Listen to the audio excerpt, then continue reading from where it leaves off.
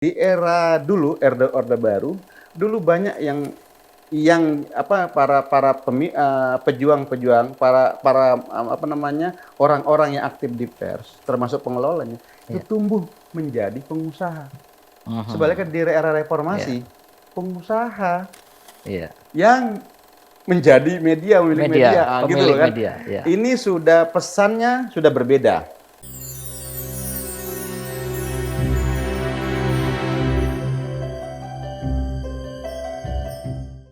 Oke, kita lanjut di perbincangan menolak lupa.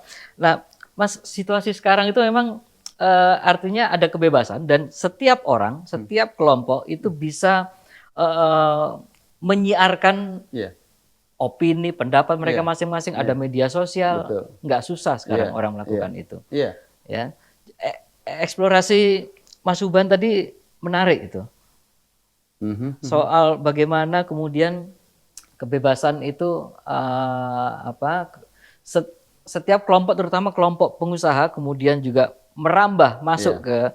ke media Media. sebagai tools Betul. untuk, berkembang biak ke dunia politik, ya kan. Bukan cuma Iya. ngomong bisnis, Iya. tapi juga kemudian merambah ke soal politik. Iya. Nah, situasi itu kemudian juga membuat media kita, cenderung ada dulu itu keberpihakannya adalah kepada suara publik, suara masyarakat. Iya. Sekarang keberpihakannya mungkin juga lebih heavy-nya kepada kepentingan politik pemilik media, karena pemilik media sekaligus di dalam dirinya juga melekat sebagai orang yang sedang bertarung di dalam pertarungan politik. Iya. Saya melihatnya begini, Mas, justru. Sekarang ini era tadi pemilik media merasa bahwa media itu bisa menjadi alat. Saya melihat justru sekarang the end of eranya itu. Sekarang mulai surut. Ketika media sosial naik, Iya. ketika setiap orang ini ya memproduksi quote unquote media informasinya, Iya. ya kan, pemilik media juga mengalami sebuah pertanyaan yang besar. Apakah benar media mainstream itu bisa jadikan alat? Kita lihat sekarang, Iya. satu persatu tumbang kok dibiarkan. Betul. Media cetak Iya. sekarang, Iya. mungkin tinggal sejarah. Iya. Ya kan? Iya. Mungkin ada berapa media cetak sekarang? Setiap media sekarang punya channel sendiri untuk podcast. Punya channel sendiri mereka. Iya. Ya kan? Iya. Nah, yang jadi persoalan menurut saya sekarang ini yang harus jadi gugatan bagi kita orang media. Bahwa media mainstream itu semakin terpuruk oleh media sosial, katakanlah gitu ya. Iya. Media digital gitu. Iya. Nah, pada era sekarang ini kan era matinya kepakaran, matinya keahlian. Iya. Dulu orang untuk menulis jurnalistik itu, menulis berita itu ada ilmunya. Iya. Ya kan? Sekarang the end of expertise. Ya? Nah, the end of itu kan. Iya. Jadi kepakaran itu, bagaimana kita misalnya yang sekolah media jurnalistik itu, sekolah sekarang itu nggak ada lagi semua. Yang penting mau sekarang, dia bisa bikin podcast, dia bisa bikin apa. Iya. Nah, buat saya, Mas, saya lihat itu bukan media menurut saya. Dalam arti begini, bukan berita. Saya masih memandang media sosial itu adalah bahan berita yang harus ada klarifikasi, yang harus ada verifikasi, check and recheck. Terus yang ada lagi cover all side, misalnya gitu kan. Sekarang kan nggak begitu lihat bla bla bla bla, ternyata kan dari satu perspektif, seperti orang melihat gajah nih, ya kan? Saya lihat gajah, berarti telinganya besar, pecah tuh. Oh, cuma telinga doang nih, bahwa binatang ini nggak ada mulutnya, misalnya gitu kan? Nah, sekarang kan begitu, lihat ke sebuah peristiwa, main ditulis saja, langsung diupload segala macam. Nah, dulu tugas media tuh ngelihat peristiwa harus digali. Why? Where, how, 5W1H, 5W1H, ya kan? Harus ada standar. Sekarang nggak perlu, nggak lengkap. Coba lihat sekarang.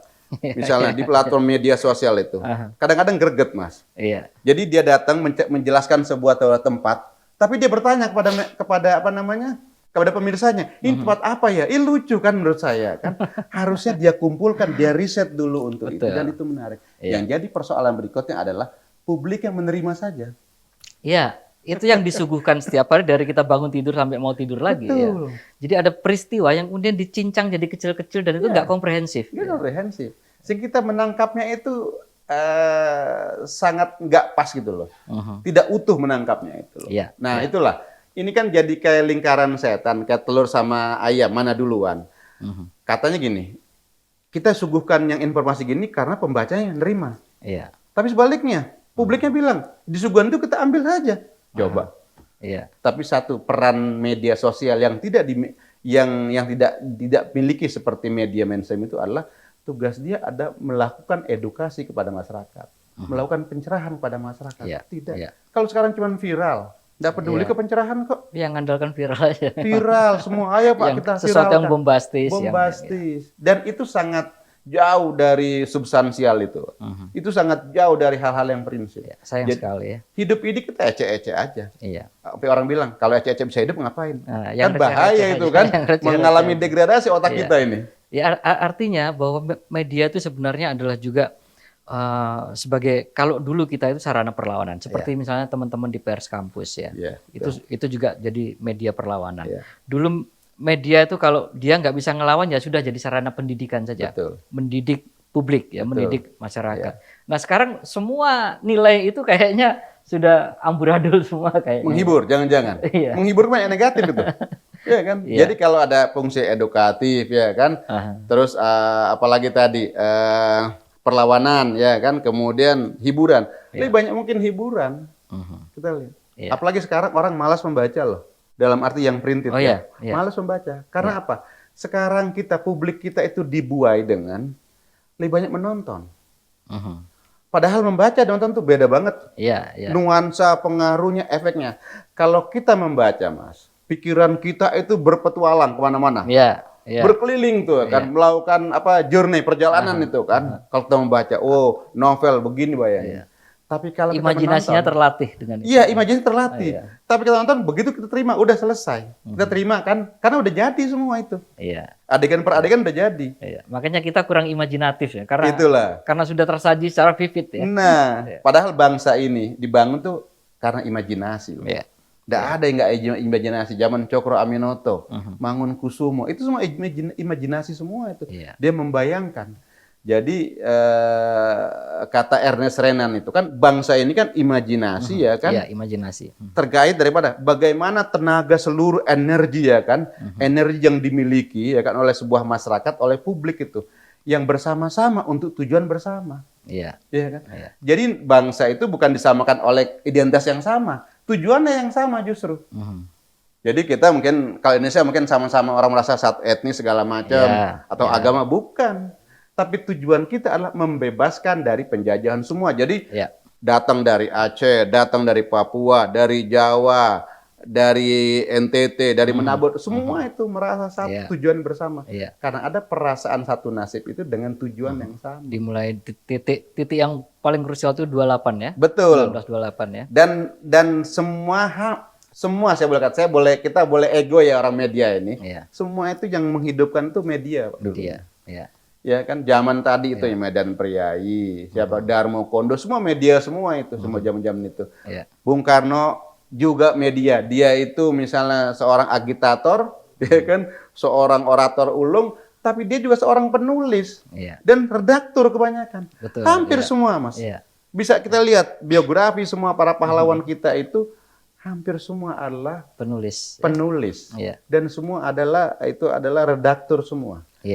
Ki Hajar Dewantara redaktur yang tulisannya waktu itu mengguncang seandainya saya orang Belanda. Ya kan dia menggugat peringatan sekian tahun itu loh kan ratunya itu kan Hindia Belanda itu. Nah, jadi itu semua adalah media. Dulu media itu tugasnya mulia kayaknya, Mas. Sekarang itu sekarang gimana? Saya nggak berani itu mencabut itu media. Tapi saya kira media harus tetap mulia, Mas. Bahwa ada jenis-jenis lain ini juga yang harus treatment. Ya kan harus treatment. Saya sepakat tuh media harus mulia. Oke, kita habis ini eksplorasi lagi soal bagaimana media harus tetap menjadi satu media yang mulia, bukan hanya sesuatu yang receh-receh seperti tadi yang Mas Subhan bilang. Kita eksplorasi berikutnya. Wah, itu situasi yang menurut saya itu mengasihkan, Mas.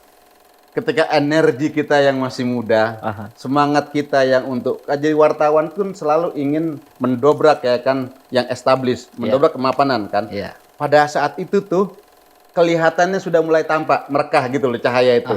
Jadi emang itu harapan banget. Ya. Itu diharapkan situasi itu sehingga teman-teman wartawan yang aktivis tadi itu melakukan aktivitas yang luar biasa. Ya. Jadi